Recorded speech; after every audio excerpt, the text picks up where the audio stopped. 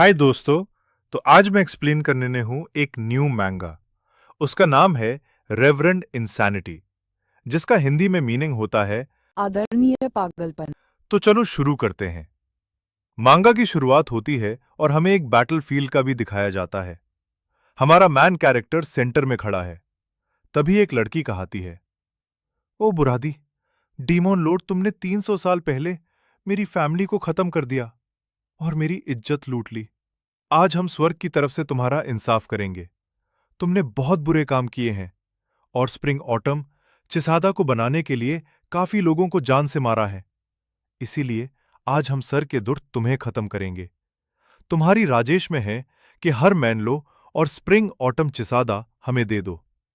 हमारा man character आगे बढ़ता है और कहता है, स्वर्ग की तरफ से मेरा नया करोगे?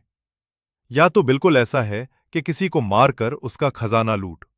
और फंग्युआन का आगे बढ़ाते ही सभी लोग पीछे हट जाते हैं।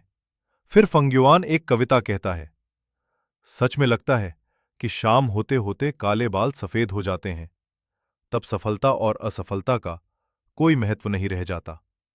ये वसंत पतझड़ वाला सिकाडा समय को उलट देने वाला विष है। मैं जल्द ही मरने वाला हूं, इसलिए आप सब इसे स्वीकार कर सकते हैं। सभी लोगों से पाने के लिए आगे बढ़ती है, लेकिन तभी वह ब्लास्ट हो जाता है। पीछे से एक बंदा कहता है, बेवकूफो, ये नकली है, धिक्कार है। मौत के मुंह में खड़े होकर भी हमें धोखा दे रहा है। आइए मिलकर उसे नष्ट करें। तभी फंग्युआन कहता है, मैं फंग्युआन बुराई के मार्ग पर चलने का कभी पछतावा नहीं करता। मुझे आज के नतीजों का पहले से ही अंदाजा था, इसलिए मैंने ये जहर बनाया।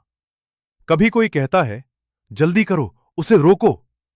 अरे नहीं, वो तो बसंत पतझड़ वाले टिड्डे का इस्तेमाल करने जा रहा है। फंग्युआन कहता है, यदि यह नवनिर्मित वसंत पतझड़ सिकाडा प्रभावी साबित होता है, मैं अपने अगले जीवन में भी एक दुष्ट स्वामी बनना चाहूंगा। और वहां पर एक बड़ा ब्लास्ट हो जाता है। कोई कहता है, अगर यह वसंत पतझड़ का टिड्डा वैसा ही है जैसा बताया जा रहा है, यह दानव सभी जीवित प्राणियों के लिए खतरा पैदा करेगा। और हमें 5000 साल आगे ग्यूये फोर्ट्रेस का सीन दिखाया जाता है। अभी कोई कहता है, हे हमारे पूर्वजों, हमें आशीर्वाद दें। हे हमारे पूर्वजों, हमें आशीर्वाद दें। प्रार्थना करें कि इस ज्ञानोदय समारोह में कई प्रतिभाशाली युवा उपस्थित हों। कभी हमें ग्यूयेबो कबीले का मुखिया खाया जाता है, कबीले को नया खून और उम्मीद देने के लिए। तभी कभी कोई कहता है, समय कितनी तेजी से बीतता है। कल हमारे तीनों कुलों के लिए वार्षिक ज्ञानोदय समारोह फिर से आयोजित किया जाएगा। जी हां, पिछले कुछ वर्षों में बाई वंश और शियोंग वंश में कई प्रतिभाशाली लोग सामने आए हैं। हालांकि पिछले 3 वर्षों से हमारे गुयूये कबीले में ग्रेड ए स्तर का एक भी युवा दिखाई नहीं दिया है। विशेषकर बाई कबीले की बाई निंगबिंग, उनकी प्रतिभा अद्भुत है। हम जैसे वरिष्ठ नागरिकों पर भी बहुत दबाव महसूस हो रहा है। उसे तीसरे दर्जे का कीट विष विशेषज्ञ बनने में केवल 2 साल लगे। युवा पीढ़ी में उनकी शैक्षणिक उपलब्धि उच्च है, लेकिन इस साल युवाओं के लिए स्थिति पूरी तरह से निराशाजनक नहीं है। ओह, आपका क्या मतलब है? मैंने सुना है कि एक परिवार में एक युवा प्रतिभाशाली बच्चा पैदा हुआ है। वो 3 महीने की उम्र में बोल सकता था और 4 महीने की उम्र चल सकता था। मुझे भूख लगी है। वो 5 साल की उम्र में ही कविताएं याद कर सकता था और सुना सकता था, और उसके बड़े सपने हैं। सभी लोग, देर हो रही है। ग्यूये पैतृक हॉल, कृपया आज रात अच्छे से आराम करें, क्योंकि कल ज्ञानोदय समारोह है। मैं आपको पहले ही चेतावनी देना चाहता हूं। आप उस व्यक्ति के लिए लड़ सकते हैं, लेकिन इसे सही और गरिमापूर्ण तरीके से करें। षड्यंत्र न रचें और कबीले की एकता को ठेस न पहुंचाएं। बुजुर्गों से अनुरोध है कि कृपया इस बात का ध्यान रखें।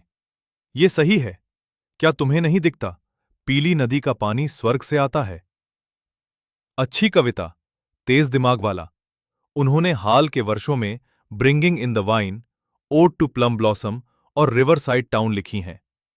मैंने उनके बारे में सुना है। वो सचमुच एक प्रतिभाशाली व्यक्ति है। आमतौर पर ऐसे प्रतिभाशाली बच्चे में असाधारण प्रतिभाएं होती हैं। अफसोस की बात है कि उसके माता पिता का निधन जल्दी हो गया और उसे उसके चाचा और चाची ने गोद ले लिया। अगर उसे सही शिक्षा दी जाए तो वह निश्चित रूप से बड़ी उपलब्धियां हासिल करेगा। फांग का परिवार। मुझे लगता है कि ये ग्युयुए फांग्युआन है। अगर इस होशियार बच्चे को बेहतरीन प्रतिभाओं के साथ परखा जाए तो वह निश्चित रूप से हमारे कबीले की उम्मीद बनेगा। मास्टर से जाने की इजाजत मांगते हैं। मास्टर कमरे के अंदर आते हैं और कहते हैं, अनंत क्रम में हरे भरे पेड़ पौधे, यही इस कुल के भविष्य की आशा है। तभी हमें किसी को उठाते हुए दिखाया जाता। हुएवा हंस रहा है। वह खिड़की खोल के कहता है, गायु एक किला? ये तो 500 साल पहले की बात है। स्प्रिंग ऑटम सिकाडा वाकई कारगर साबित हुआ। स्प्रिंग ऑटम सिकाडा अभी अभी बनाया गया है। इतनी जल्दी इसका इस्तेमाल होने की उम्मीद नहीं थी। वे मुझे मारना चाहते हैं। उनकी ये कैसी कोरी कल्पना है। हमेशा कोई ना कोई रास्ता होता है। जब तक मैं चलना चाहता हूं, सड़क मेरे नीचे है। भले ही सब कुछ नए सिरे से शुरू करना पड़े तो क्या हुआ।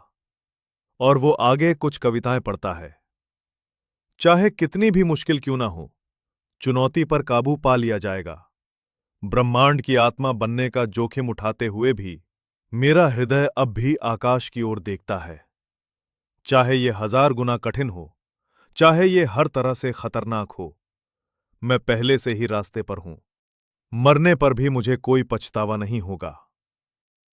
ऐसा माना जाता है कि इस दुनिया में समय की एक नदी है जो दुनिया के प्रवाह को सहारा देती है और हमें वसंत पतझड़ के टिड्डों की शक्ति का उपयोग करके हम विपरीत दिशा में जा सकते हैं।